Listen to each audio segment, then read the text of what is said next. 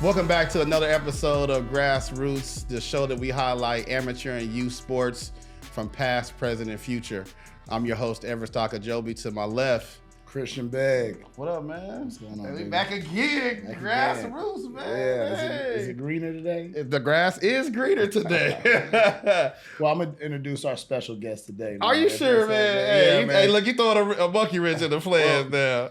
Go ahead, man. You got it. All right, fans, Apollo fans, we got a really, really special guest today. But before we introduce our guest, make sure you follow Apollo Media everywhere at Apollo HOU on Twitter, Instagram, Facebook, Snapchat, XYZ, everywhere you get your social media content. All right, Christian, you want to introduce our guest?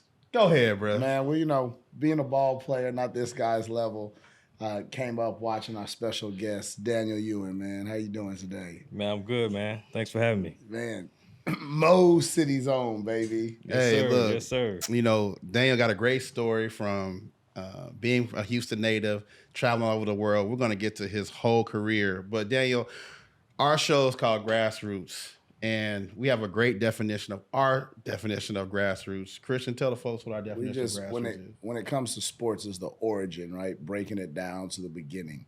So, like, when you started off, man, whether it was YMCA, rec ball, just the pure bare beginning of the sport. So that's what grassroots means to us. So Daniel, we asked all of our guests, when you hear the term grassroots, what do you think about? That's kind of right now, right? Because that's more of a newer term, Okay. right? It wasn't grassroots. It wasn't a term that I was hearing growing up as a kid, right? Not at 8, 9, 10, 11, you know. So when I think of grassroots now, it's more like AAU than the rec leagues and the YMCA. Grassroots for me is more like, all right, we speaking directly about AAU basketball. So, all right. The first question we always ask is your definition of grassroots. So give us your first remembrance of your time as a grassroots athlete. So are we talking about AAU or like just my just your come up, my just your come up, introduction just into- introduction into sports at the origin level. Okay. Yeah, so my introduction into sports came very early. I got 2 older brothers who are 10 years and 8 years older than I am. So I'm following in their footsteps. So at the age of the balls, basketball, baseball, football, my brothers was put in my hands at probably like 3 years old. At 5, I started playing organized basketball at the rec league in Mo City, South Post Oak League. And then from there, just, you know, you continue to get better and you move up and you move up. 8th grade, I knew nothing about AAU basketball. 8th grade, I'm playing basketball, you know, developing one of the better players in the district, best player on my team. And I had a teacher, John Uri, was teaching at my middle school at the time. Didn't know who he was, didn't know anything about AAU basketball. And then that was my introduction when I met him and he introduced me to put me on that platform of grassroots AAU of what we know it. Well, it was much different back then, so it's not even the same. Comparison. Yeah, it's really no comparison. But that was my introduction to like AAU. Awesome. The AAU circuit. So Christian, been 20 years running the Houston Hoops, one of the most storied AAU programs, not only in the city, state, but around the country. When you started playing AAU, there wasn't a lot of this 24/7 videography, hype, social media, things of that nature. You had to go play and see a guy. So tell us the fondest memories of you going against some very, very hard competition in those early years, your high school years. Easy, man. And I remember them vividly. But it, like you said, like back then, you had to actually go and play against the best. And either you showed up or you got showed out on. You know what I'm saying? Like you had to sink or swim. My first time really going up against a guy like outside of, and I didn't pay attention to nobody in Texas. Right? Not being conceited. I just was that confident and I knew I had a vision for myself, where I wanted to be. So outside of my teammate TJ and outside of Carlos Hurt, that was my biggest competition in Texas at the time. Mind you, this is a different day and age where I don't know everything that's going on in Dallas or, you know what I'm saying? And they had talent, right? But you don't know all this because we don't have social media. Stuff is not linked like it is now where you know what's going on everywhere. So if a guy was younger, you really didn't know about him. It was also chasing the guys that was older because that was the guys getting the most attention back then. You wasn't hearing about a guy that's a year or two younger than you when you're good, right? When you're good, it's always all right, the guy older than you or the guys 2 years older than you. So my sophomore year, I was playing 17U as a freshman. At that time, you had guys like Deshaun Stevenson, right? Had to match up against him. I don't know if y'all ever seen Deshaun Stevenson in person, but he was a man child. He was a man. He was a man child, like 6'5", probably 215 Damn. as a senior, junior in high school. I'm a freshman. I'm probably 6'1", 160 pounds. Soaking wet. Soaking wet, you know what I'm saying? So that was the introduction. Seeing guys like DeMar Johnson, right? Legit 6'9", shooting guard, Cincinnati. right? Cold with it. I'm a freshman. I'm a rising sophomore going up against these future NBA players in McDonald's, you know what I'm saying? This is my introduction into like top level basketball. Kenny Satterfield. Like you know what I'm saying? And kids nowadays, I took my lumps, right? That was a growth. Reese Gaines, I don't know if y'all know Reese Gaines. Yeah. Like I've had plenty of battles against the better older talent that I had to go and show up and hold my own and earn my stripes to get my name. So it's much different now because these kids, they don't take them lumps like that, right? They're playing, if I'm good at 14, I'm playing my age group. And it just continues for the most part for most kids until they get to 17U. And now you playing your number, like kids not playing, I'm a freshman on varsity, but I'm not playing varsity level basketball in the summertime. For me, it doesn't make sense. I get the business part of it, right? So you got all the levels now because it's making the money. But from a growing the game standpoint, when you're supposed to be good, then you need to be playing at the best level you can be playing at. So Daniel, I didn't. This is why Evers does the introduction. I didn't do a fair enough job. Number one, we missed out the introduction. Daniel Ewing, McDonald's All-American. Thank you. Right? So many other accolades. Daniel Ewing going to Duke. The year after, I didn't realize they had just won the national championship. You come in, right? And we're going to go over the list. That's why I didn't do the introduction for sure. But my one thing is you played 17 as a freshman. But you also were a special freshman, and maybe you didn't know it at the time. Also, you know, I like when you're saying you weren't, you know, you talked about TJ Ford, Carlos Hurt, which a lot of people don't really know, you know, arguably one of the best guys in Houston at the time. Your class in 2001 was phenomenal, the guys you went against. But not everybody can have the success and compete as a freshman like you were able to. Now, that also helped sharpen your skills to be able to probably reach some of these goals. But, you know, you were a very special, you know, there's levels to this. You were a different level. Absolutely, right? But I, like you said, at the time, it was just confidence, right? Yeah. I didn't know, right? I believed in myself, but I didn't know, like, that I was going to be able to do what I did, even as a freshman. But if you don't get faulted for that, right? So if I fail as a freshman, you're looking at like, man, like, he's a freshman. He's a freshman. Yeah. Right? He's a freshman going up against the best guys that's juniors and sophomore. You know what I'm saying? He's a baby. All right, cool. The thing about it, you can see like this kid can play. Yeah. Right. Next year he's gonna be better. Or you know what I'm saying? Like next year, all right. You know what I'm saying? Like you can see it, but like if I'm a freshman and I'm supposed to be good and I got all this hype and I'm this, that, and the third, and I'm playing against other freshmen or guys that's younger, I don't improve. Yeah. You know what I'm saying? My iron doesn't get sharper. Yeah. So being devil's advocate in that, and I want to get back to talk about the class of athletes from the Houston and surrounding areas that came out. But a guy named Ronnie Price probably played the longest in the NBA out of everybody. Could he have handled that as a freshman? But see, you got to see, all right, everybody developed differently. Yeah. Ronnie Price was my first AAU team.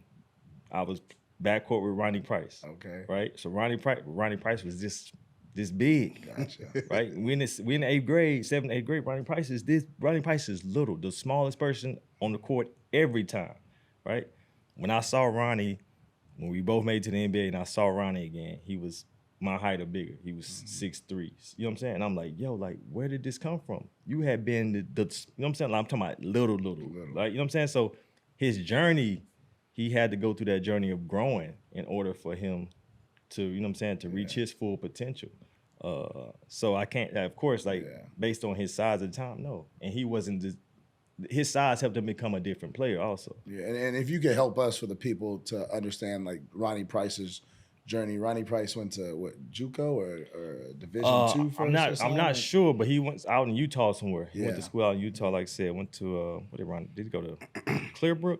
Was it Clearbrook? Yeah, one of those Clear Lake, right? Clearbrook schools. Like I said, good high school player, but he wasn't considered a top recruit or whatever. You know what I'm saying? Like I said, just the process of going through your own journey, right? And then you look up, he's grown, he's more athletic, he has nice strength. And Ronnie probably played 10 plus years in the NBA, right? You know what I'm saying? Was successful career. Right. Take another guy, John Lucas Jr. or John Lucas III, right? Lil Luke. Granted, he had the name. Everybody knows who his father is. He has a pedigree, comes from a family pedigree. But Lil Luke wasn't highly recruited, right? He wasn't even talked about as one of the better guys in the city at the time. But he always could play, always worked hard, always was in the gym getting better. But the journey, right? His journey was a lot different. Like, you know what I'm saying? Went to one school, had to leave. The other school ended up being the best thing for him. He killed at that school. Still didn't get to the NBA through that, right? Undrafted, free agent. And Lil Luke probably played 12 something, you know what I'm saying? Coaching with the player development the Suns right now. Long career. And he has some he was a key contributor in a couple of his teams he was on. So everybody's journey is different, man. Like, so I got a question for you, Daniel. So a lot of people know that you played with TJ Ford in high school. TJ played with me. So a lot of nowadays kids are, and we'll get to your scouting stuff in a minute, but there's positions. You know, you're a point guard, you're a shooting guard, you're a combo guard, you're a wing, you're post, whatever the case may be. You had a really unique skill set where you could play multiple positions. But in high school, that was kind of like you were kind of stuck in one specific position, for good or for bad. Talk to the parents out there, the kids out there that may be in that same type of situation. Tell them about what you went through and how that helped you at the next level. Well, it's gonna be good. It's gonna be good for a lot of people. It's different day and age, right? And I tell TJ this all the time. We talk just about every day. I say, dude, and we're still very close. You know what I'm saying? We've never had any issues as far as like us internally. Never had any like, man, like I'm the man. We never had that. Outside noise maybe, but we never had that. And I contributed that to the fact that I didn't want to be a point guard, and he didn't necessarily want to be a shooting guard, right? So we was both comfortable in the roles that we had. All right, man, TJ, he gonna have the rock. He gonna do what he do. He gonna throw the dimes. My job was I'm the scorer. When you give it to me, I'm looking to score the basketball, and that's what my teammates. All right, man, D get it. He gonna drive or he gonna shoot it, right? Yeah, I could make the play I'll make the right play, but my responsibility was to be the scorer. And so I tell TJ now, in today's basketball, we probably wouldn't work, because I grew up as a ball handler. I didn't necessarily think of myself as a point guard. Like my dad and my brothers never put that. Like, oh, you got to, like, now a lot of parents and handlers put, man, you got to be like everybody trying to make the next point guard. And that ain't working, because that's just got to be naturally, like, you got to be naturally had that. And then you got to be taught the right stuff to go with it. But like everybody's trying to make a point guard. And that's why, you know, a lot of these situations is crazy, but my family never put a title on the type of player that they wanted me to be. Right. All right, man, we're going to teach you how to play the right way, and we're going to give you the confidence and, you know, the structure of how to go about it, and then go out there and play, right? Go out there and play basketball the right way. And that's what I did, and just so happened as I was growing up, my coaches understood, all right, man, he got a sharp IQ, He can handle the basketball. He can make the right passes, right? You know what I'm saying? He can do all the fundamental stuff. All right, cool. Even though he might be my best scorer, I need him to handle the ball more than everybody else, right? So I grew up handling the ball most of my life until I got to high school. Now, that wasn't planned. Me and TJ was going to end up at the same high school. Actually, I was supposed to go to private school. A lot of people don't know this. I was supposed to go to private school. Which one? Kincaid. And Wayne Jones recruited you? Oh, Wayne Jones was the coach there, right? So yeah, full circle, full circle. So yeah, Wayne Jones was there at the time. Coach Wayne Jones was there at the time, and I was cool with it because at the time, getting off track a little bit, but Willow Ridge wasn't good in basketball at the point. Like that tradition had kind of went down, and so I was like, cool, man, I don't want to go there anyway. So cool, I'll go to try this new situation and see how it works. That fell through anyway. Me and TJ ended up at the same high school. And like I said, naturally, I've always looked at myself as a scorer. So when he's there, and I know he's going to be the point guard, it's not an issue like, oh, man, well, he's taking the ball out of my hands. That never crossed my mind. I knew he was good at that, and I knew so cool. We worked. You like to pass, I like to shoot. It works perfectly. But I say now in today's time where everybody's trying to make a point guard or make a guy a primary ball handler, a guy like me, my people would have been pushing it like, yo, you need to have the ball more. You need to have the ball. You know what I'm saying? Mm-hmm. You need to be the one handling it. And then now you have conflict because even though I might not have been thinking that, but now I'm hearing that all the time, right? Now I'm taking away from what somebody's already doing a good job at, right? But I have the ability to do the other, like to play the other position very well too. But now my mindset's like, I need to have his role. Right. When I don't necessarily need to have his role to be successful. You understand what I'm saying? Mm-hmm. So for me, it was never an issue with the whole position thing. I think a lot of people need to, like I said, just teach your kids how to play the right way. And if they have a certain skill set, right, yeah, you try to funnel that, right? If you know your kid can handle the ball well, he makes the nice passes, all right, cool. Of course, like that's more natural to, all right, man, yeah, we're going to try to put the ball in your hands as much as you can and let you kind of be the lead guard or, the primary ball handler. Not necessarily that you're the point guard. Right? Because nowadays there's no natural point guards, not too many, if any, natural point guards left in today's basketball. Not in America. Overseas, for sure, right? In American basketball, you're not seeing too many natural point guards where you like, man, that's a Chris Paul, like that's a TJ Ford, like that's a Magic. You know what I'm saying? Like, you're not seeing it. You're not seeing guys who I want to organize the offense. I want to get my guys set up, make sure I want to get off by getting guys the ball, getting them open shots. Everything in most guards now that's really good, they're combo. Right. Steph Curry is really a combo. He's really a combo guard. Dame Lillard, Trey Young. Guard, right? Trey Young is more because Trey Young he's been averaging like 10 plus assists. So I give Trey Young the point guard status, but he scores the ball so well, you're not gonna really categorize him like Ja Morant, because he's so athletic and he's scoring the ball much better now. You're not gonna think of him as a natural point guard. Right. But he's one of the natural point. Like he wants to facilitate. He wants to facilitate. You know what I'm saying? Being that you played at the highest level of college ball, right, and made it to the NBA, when you look at what Trey Young did at Oklahoma that year, where he, I think, led the nation in scoring and assists, or was like number 2 in assists, how difficult is that? And, he did it in the Big 12. Tough, man. That's when I knew he was really good, though. And, everybody has an opinion, and everybody can find something that they try to criticize. But if the only thing you can criticize is the obvious, then you're not really doing a good job of analyzing or scouting the player. So obviously, Trey Young's small. Yeah. But if that's the worst thing I can say about Trey Young after seeing what he did at college, then I ain't really done my job of evaluating his play. You know what I'm saying? That's the obvious. Everybody, the person who don't know basketball can see, oh, man, he's little. But you mean tell me he averaged 20-plus points and 10-plus assists in the Big 12?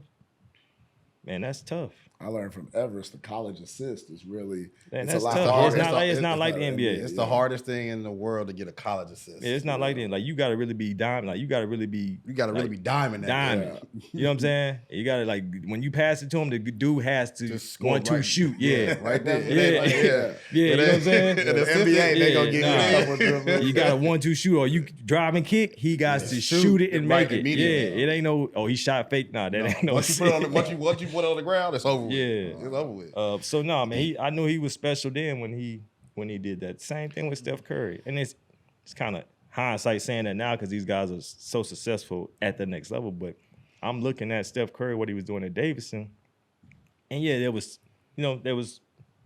criticism. Oh, he's don't know if he's big enough, don't know if he's strong enough, he's not really fast or quick, he's not athletic enough. I'm like, man, he's shooting from 35 feet in college, right? And mind you, college is more compact.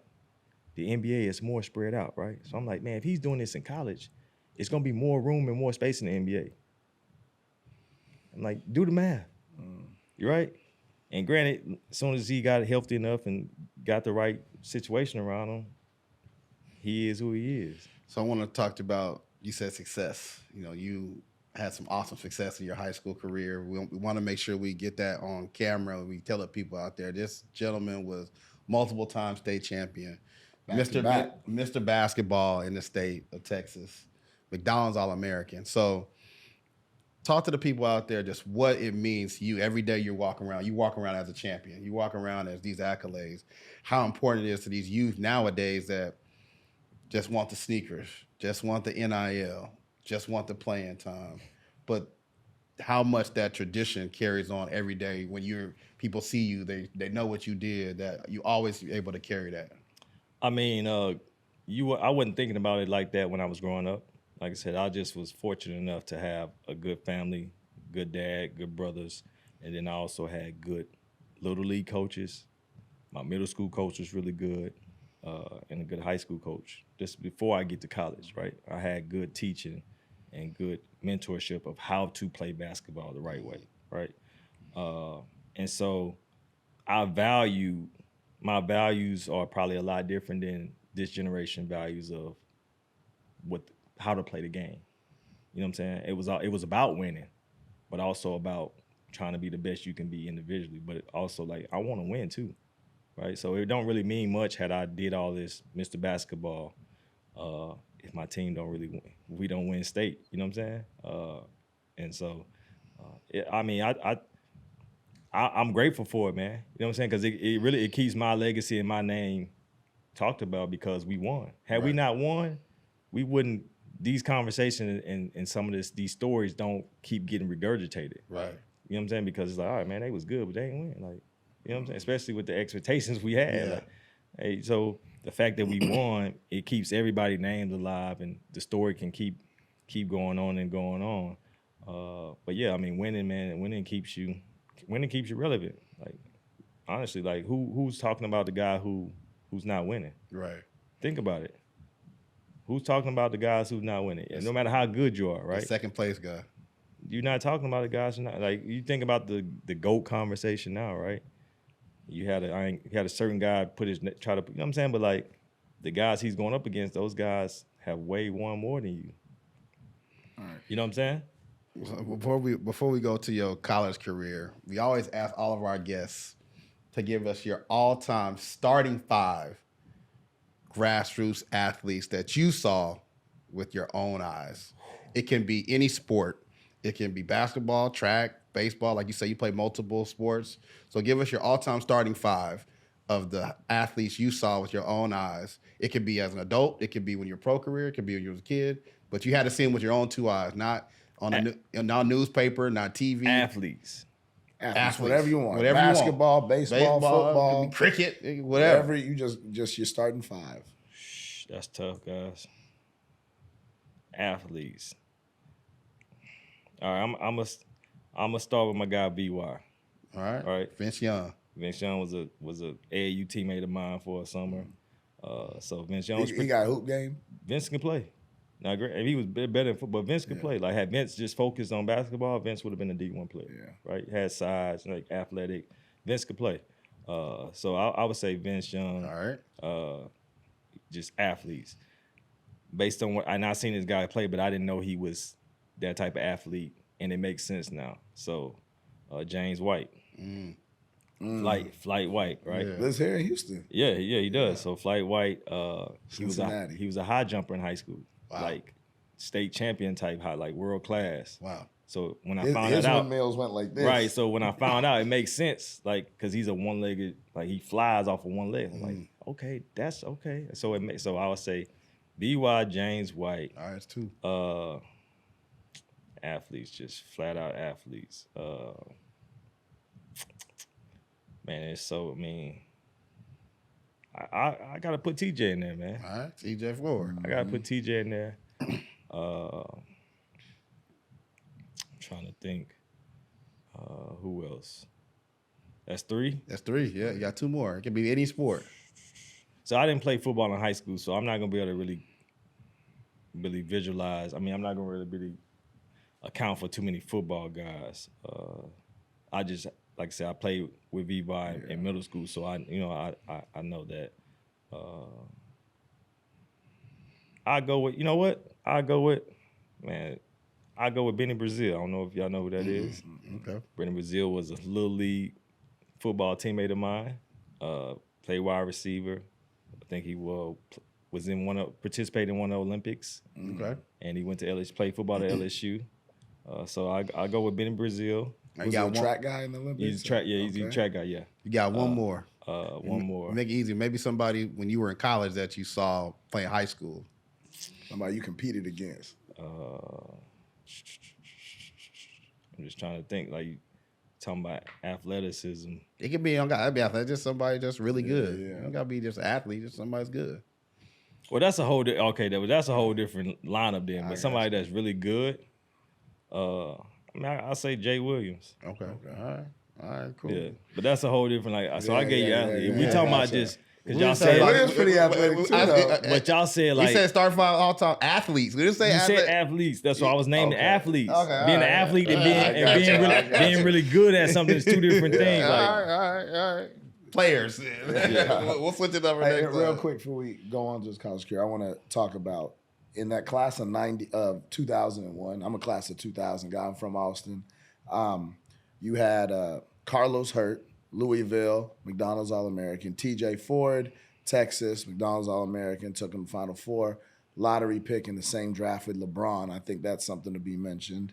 John Lucas III played the tennis circuit a lot in high school. I think he kind of sat on the bench with you guys and the superstars when he played. Goes to Baylor, transfers to Oklahoma State, college All-American. You know, played with LeBron, Miami, played Final all Four, over. played in the Final Four. Final Four. Lawrence Roberts also transferred from Baylor, also college All-American, Mississippi State. I think he was player of the year in the ACC. Yep. Omeka Okafor, late bloomer, right? Bel Air High School teammate with John Lucas, national champion, right? That's in Houston. We mentioned Ronnie Price, 10 years in the league. Alton Ford, R.I.P. Alton was your no, class. he was my class. I'm sorry, I missed that. Yeah, Alton was your class. So we had Kenny Taylor, high school Kenny teammate. Taylor, UT, transferred to UT from Baylor. Who else we had? Marcus Sloan. Sloan, TCU. There was a lot of guys. Jason McCoy. It's a lot of guys that we can And run one guy I about. want to mention, not Houston, but did play for the Hoops. You see him on TV, Marcus Spears. Marcus Spears, yeah. Now, is it true?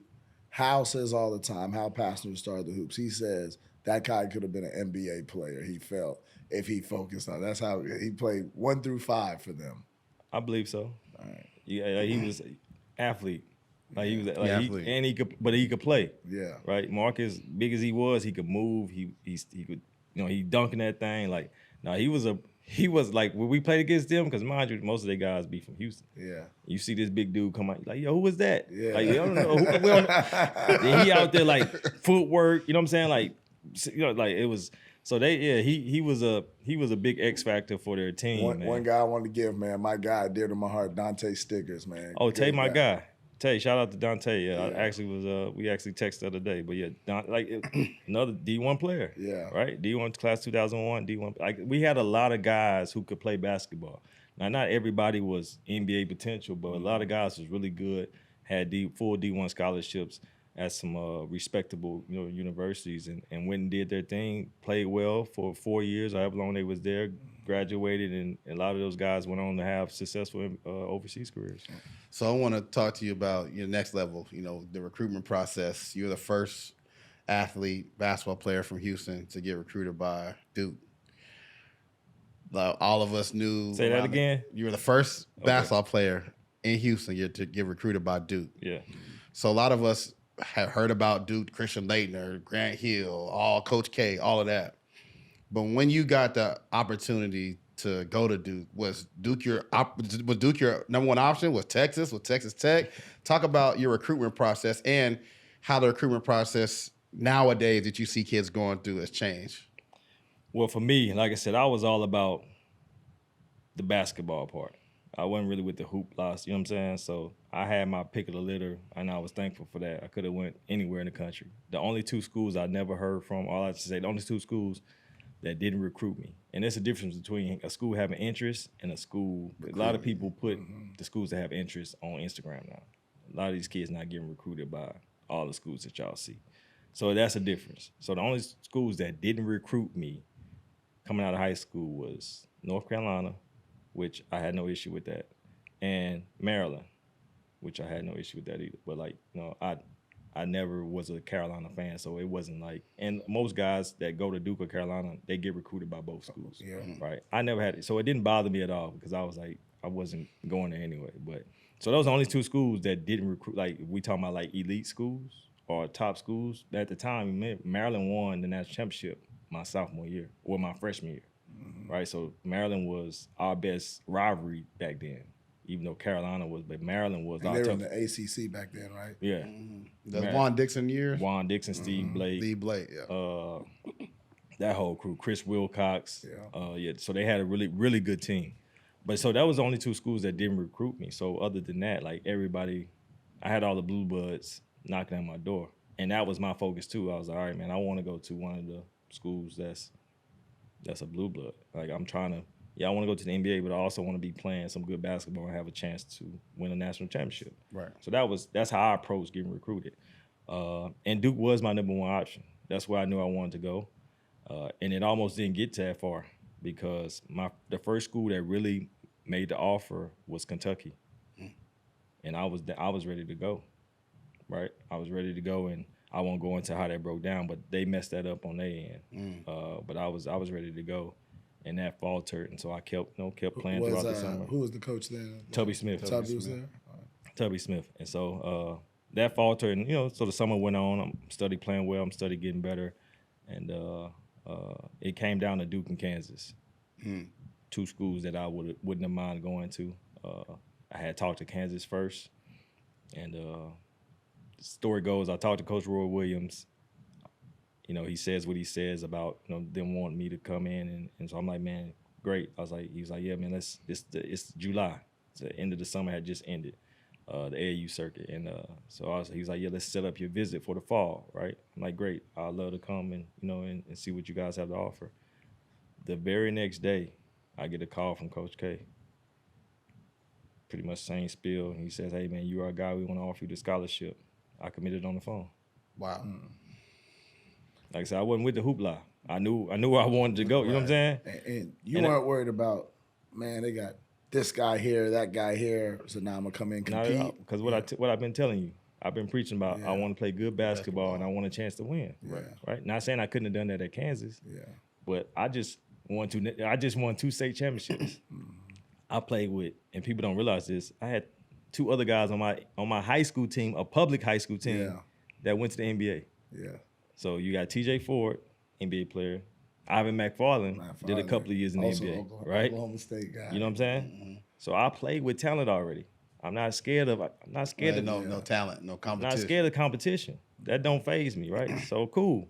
I'm gonna go, and I understood, and I was realistic too, right? Yeah, I'm not McDonald's All-American, but I understood who Jay Willie was. Yeah. I understood how good Chris Duhon was at the time. You know what I'm saying? So I understood. I ain't finna start. I ain't finna be the guy. I understood that. I wasn't, but I knew I was gonna play.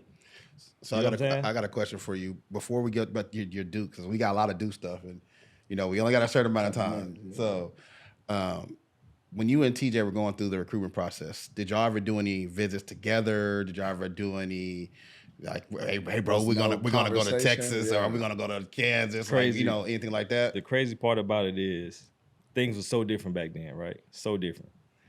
We both same caliber talent, right? McDonald's All-American, highly talented guys, and our recruitment process was totally different, right? His mindset about what he was trying to do was totally, and mind you, we best friends, right? But he don't really know what I got going. It's just like, because this is new. We don't have the information that kids have now. Right. Like we can't hit up a Christian Beggs or, you know what I'm saying? And like, hey man, like, what this supposed to look like? We ain't got that. So we trying to figure it out, right? We just leaning on our parents and our AAU. We trying to figure it out. So his process was way different than my process. Totally opposite.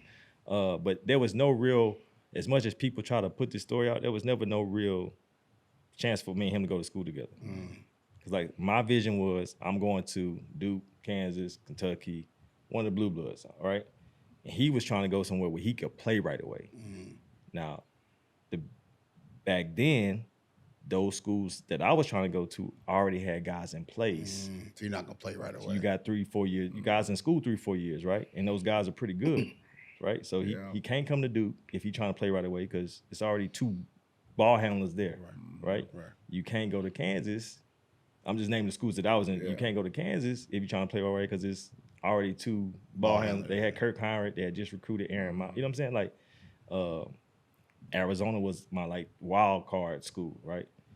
At the time, those guys left out the blue. Yeah. So they had their guards already, Jason Gardner, Gilbert Arenas. You know what I'm saying? They had just came off national championship loss, right? So to Duke, right? Yep. So for him, his situation was a lot different because he knew, all right, man, I'm trying to go somewhere I can play right away. I'm like, cool. I want to go somewhere where I got a chance to play, and it got to be like the starter, but I also got a chance to win. So that was my thing, right? That's how I looked at it, and I was like, all right, my time will come. Which it did, but So talking about your years at Duke, you go there. You already mentioned you wanted to go someplace where you can learn, develop. You may not play right away. Today's age with the transfer portal, kids go. Coaches may say you're going to play, you're not going to play, whatever the case may be. Kids go to a school. You go, like you mentioned, all these players.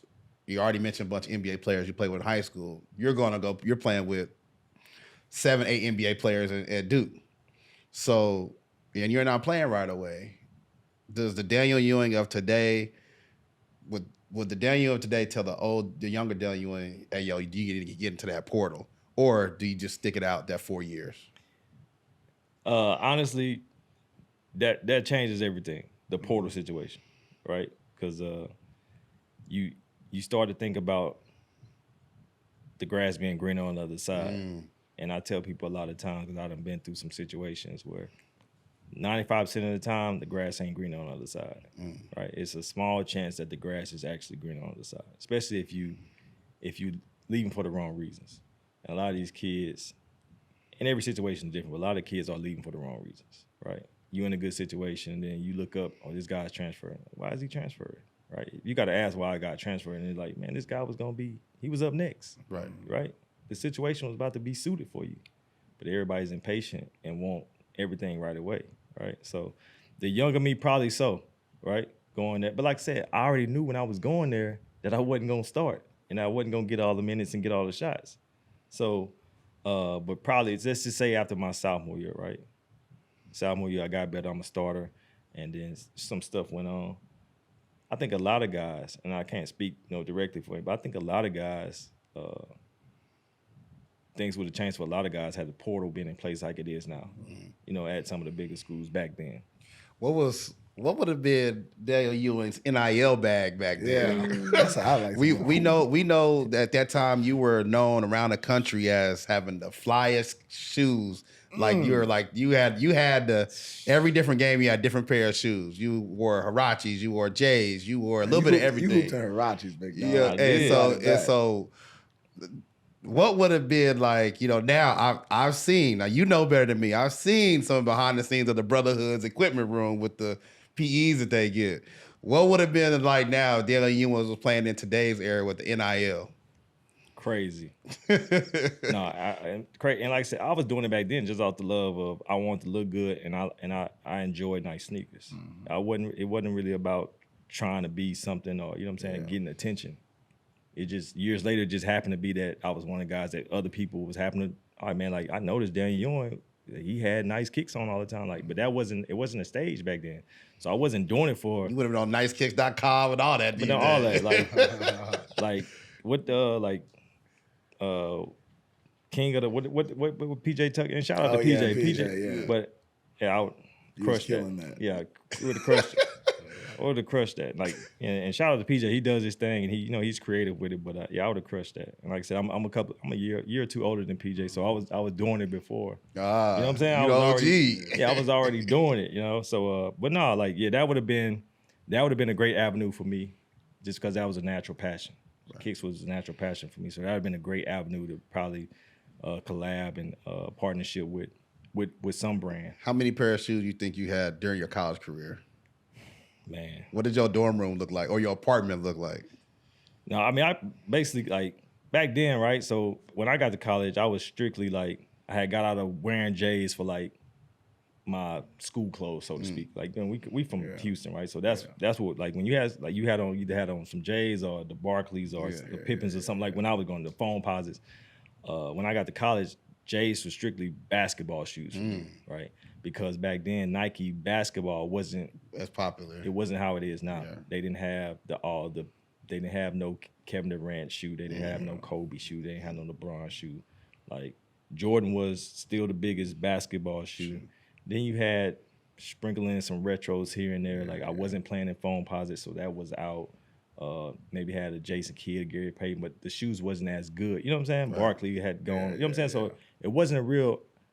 By default, I had to go wear J's and get creative because the shoes we was getting from Duke at the time, even though we was one of the bigger Nike schools, was trash. I'm like, I'm not getting on national TV with this. Honestly, that's really how it came out. I'm like, I'm not getting on national TV. You got a reputation to uphold. I got Team Nike. I got a reputation. I'm not getting on national TV. The Academy version. I'm not getting on national TV with the Academy Nike. So to answer your question, I think now if I was in a college athlete at a school like that, right, I think I would be more heavy on like trying to get like exclusive player PEs because they get everything. So there's really no need. Like I was buying all this stuff. I wasn't getting this. Wow. Yeah, I was buying all this stuff. I wasn't getting, you know what I'm saying? I was buying all my sneakers. So I would probably just be heavy on like maybe doing Nike ID and some stuff. Okay. Right. Switching up the the team concept. Like, all right, cool. I know we got these dope, but I'm gonna switch it up a little bit and make it my, you know what I'm saying? Make it my own. Because I mean, I've always, like I said, I'm a team guy, but I'm always, like, I gotta have some individuality about, who I am. So tell before we move on to your overseas career and stuff you're doing now, just give the fans at Houston a quick story of what it was like to be around Coach K every day. Man, it was intense. I mean, if one word I can use is it was intense, because he's an intense individual. But it was great. Like looking back, hindsight, when you're going through some stuff, man, you don't understand why some stuff has to be the way it is.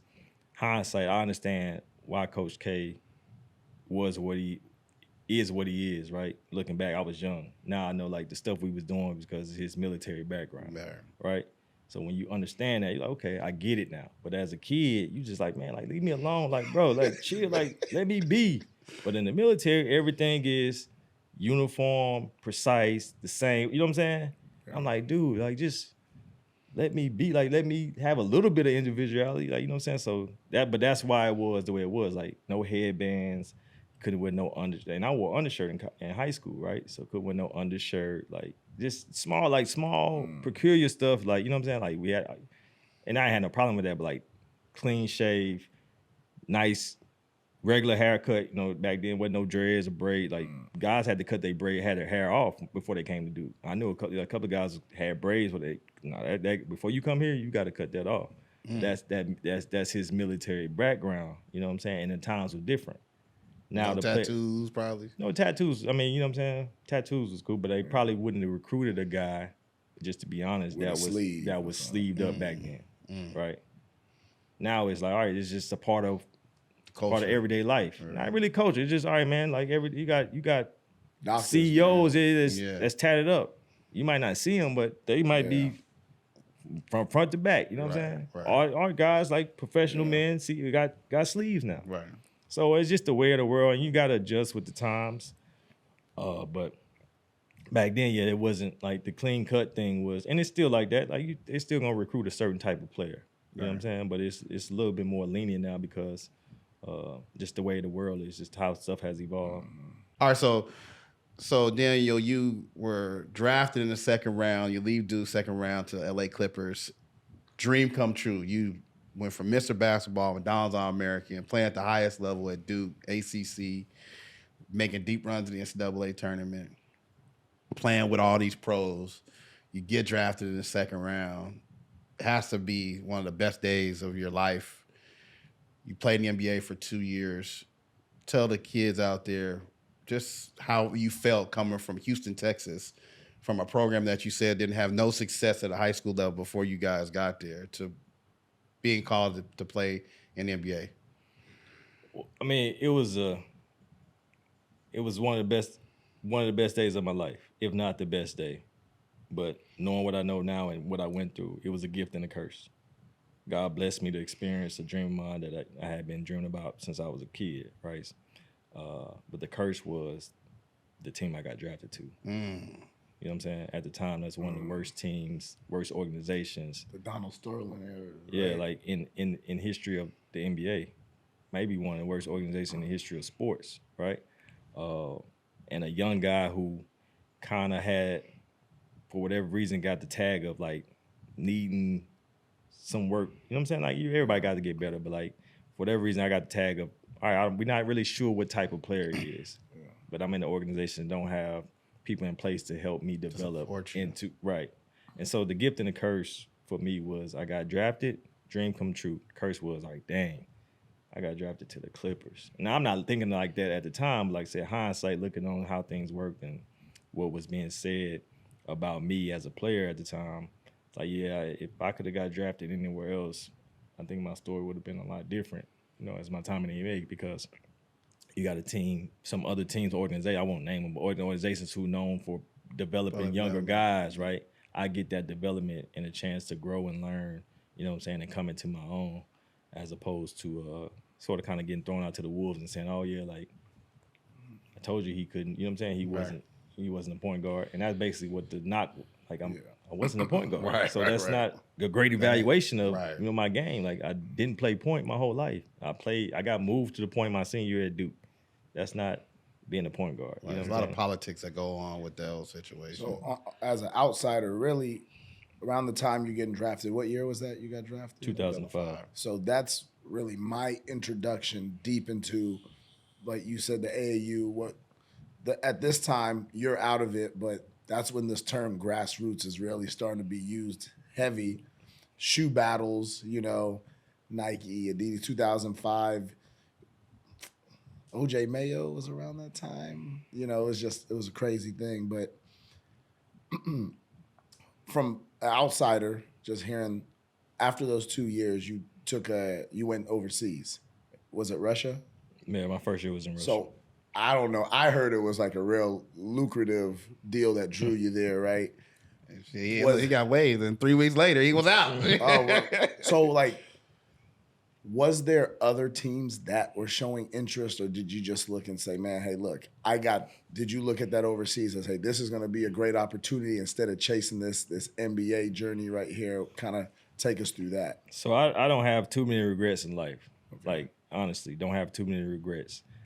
If I could go back and do them over again, one would be what we're about to talk about, my situation of getting released by the Clippers and then going overseas, and the other would be my recruitment process. Okay. Not saying I wouldn't go to Duke, but I would. I didn't, like I said, I committed to Duke on the phone and didn't go visit any other schools, right? So if I could do that over again, I would do that over again, just to have compare and contrast of what's this like, what's that like. I don't know what any other situation is like outside of Duke University. You know what I'm saying? But then my situation of getting released by the Clippers, I don't know if I had, and it's crazy, I don't know if I had any of the offers. the first offer that came to me, and I was like, huh? When he said the name of the team, Like, what the hell that at? I was like, that ain't no NBA. Like, where that's at? That's exactly. I'm just literally. That was my like, huh? Like, that ain't no NBA team. Where that's at? Right? And so I won't even get into that part of it. But yeah, so I don't know, bro. I don't know. So and the money that they threw out was like, okay, I got to consider this. Yeah. Right. But if I could do that over again, I wouldn't do it. I wouldn't take that money, and I would take my chances because I'm still young, man. Yeah. I'm still got my foot in the door. You know what I'm saying? I would take my chances on going to training camp with somebody and trying to make a way. So, a lot of kids now, like you said, dream get to the NBA. I had the opportunity to coach in China and Korea and the leagues over there. A lot of the NBA guys go for 4 years. So when I got a chance to go overseas to see what those leagues were like and how Americans are treated, imports are treated over there, it changed my perspective on giving advice to younger kids in college on what options are. So you left and went to overseas, Russia, Ukraine, France, all these places you played at. How do you feel like today's kids need to know what other options are available for them outside of just thinking the NBA is end all be all? Although the NBA is the top of the top, but you had a 15-year career overseas, made all kind of generational wealth. What kind of advice would you give to kids? Think about it now is, unlike me, they do know. They know all the options they have, right? Because it's more media coverage. The world is a lot smaller through social media, and the game has grown overseas now. And it's so. Think about all the players that's not American, that's in the NBA. MVPs, right? You got like some of the top 5 players in the NBA right now are not American, right? So they're foreign players, and so the game has grown so much, and which also helps those leagues overseas, right? So the guys now have all the information they need. The younger guy now has all the information they need about what's going on in Spain, what's going on in France, what's going on in Russia, right? The information is there, it's available, right? The internet is way different than it was 20, 30 years ago, right? So you can Google everything, and these guys have access to people that got the answers. Unlike a kid like me back then, I didn't had to act there. You don't know what you don't know. I didn't have the access that the kids have now to ask questions or just to have somebody who's been through it. Like, hey man, how was that? Right? How was it playing overseas? I didn't know nobody that played overseas. First of all, because that wasn't a goal of mine, so I wasn't even thinking about the guys that didn't make it to the NBA. Where they playing at now? Like they didn't make it. Right. That's how I thought. Like, they didn't make it. Like I didn't know. Like the guys don't make it. They go play overseas. I'm not even. You know what I'm saying? So, but now you ain't even on your wavelength. It wasn't. So now, but kids know like that's an option. Right. You've seen guys skip high school.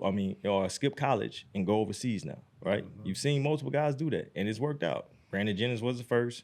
Right, as more modern day. Like then you had LaMelo Moody, right, Emmanuel Moody. Then you had LaMelo Ball. You know what I'm saying? Like they've seen, so they know all the options it is. It's just that they so stuck on because they've been praised and they've been hyped for so long. They so stuck on the fact that they're supposed to be NBA players, and they might miss out on some of those opportunities trying to chase that. Well, now Daniel, your playing career is over. You hung up your J's. Now we're gonna get to a segment to the show we call The Grass is Greener. You mentioned The Grass is Greener, but we have this segment that's called The Grass is Greener. Actually, I laughed when he said that. That's good, right there. And so The Grass is Greener is a segment of the show where we have our guests talk about what they got going on right now. So you're currently a scout for the Los Angeles Lakers. I want you to tell the people the difference in 2 different type of scouts because we had to, we talked off camera about that. And I also want you just to briefly talk about scouting high school players now. EYBL, Peace Jam, first couple of days, it's only for NBA personnel. There's so many options now for NBA personnel to see these younger kids than it was, all these years ago. So just take the floor to tell the people what you got going on, why your job is so important, and just highlight what you got going on. Yeah, definitely. So I'm in my 2nd year as a scout for the LA Lakers, a college scout for the LA Lakers, and I love it, man. I think it's perfect for me and my passion for the game at this point in my life. But yeah, it's it's nothing like what people think. I mean, people think of, oh, man, you're a scout, man. You always going, you traveling, you ain't never home. No, it's not like that. And it's a difference between college scout, what I do, and maybe advanced scout, which is scouting the NBA teams. And so I was telling Aries earlier, like, yeah, the NBA, the guys who's advanced scouts, you got to remember, NBA game goes on every day of the week, right? And so if I'm an advanced scout, maybe, yeah, I'm gone 2 weeks straight because, all right, if I'm here in Houston one night scouting a game, then I got to be in San Antonio the next night to scout another, you know what I'm saying, to scout a game. From San Antonio, I might skip a day, and then the next day I might have to be in New Orleans. You know what I'm saying? Like, so their schedule is a lot different. My schedule, unfortunately, I get to create my own schedule. And so I get to travel and see all the teams just based on, you know, who I'm supposed to see and the must-see teams, the NBA prospects on those teams.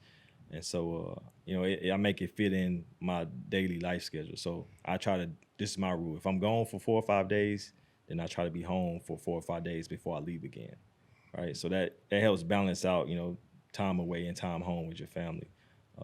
But, you know, like I said, it's enjoyable, man. And like I said, getting to see some of the early high school kids early on, just getting your eyes on them, getting to get a feel for, you know, kind of what type of player they are, what they possibly could be, and then seeing the growth of, you know, where they're at their freshman, whenever they decide, when they get to be a freshman, or if they have to stay in school multiple years, just seeing how they develop. But I mean, for me, I'm kind of hard in my evaluations because I've been a player. I've been a top player, right? And so, and I had to earn my stripes, like, for real, like earn, because back then Texas wasn't this hotbed for talent when I was coming up. Texas was like, oh, you from where? Oh, man, that's a football state. Ain't no hoopers in, you know what I'm saying? Like that. We used to hear that consistently. Like, man, y'all can't hoop. Ain't no hoopers in Texas. And then all of a sudden, I go through what I go through, guys go through what I go through, our class, and so forth and so on. And you look back 10 years, fast forward 10 years, and now, like, everybody's, oh, man, we got to get to Texas. We got to get to Texas. Yeah. What y'all going to Texas for? Man, y'all got all the talent out there. Yeah. We've been telling y'all that 20 years ago, right? So when I say, so I'm looking at a lot of these evaluating, even college and high school kids, and you hear more than before you see a guy. So, like, you heard about us, right? Everything was word of mouth back when I was coming up. You know, like, oh, man, I heard about these kids down in Houston, man. I heard. And I've had plenty of people come that's not from Texas or not from Houston say, like, man, I heard about you in high school.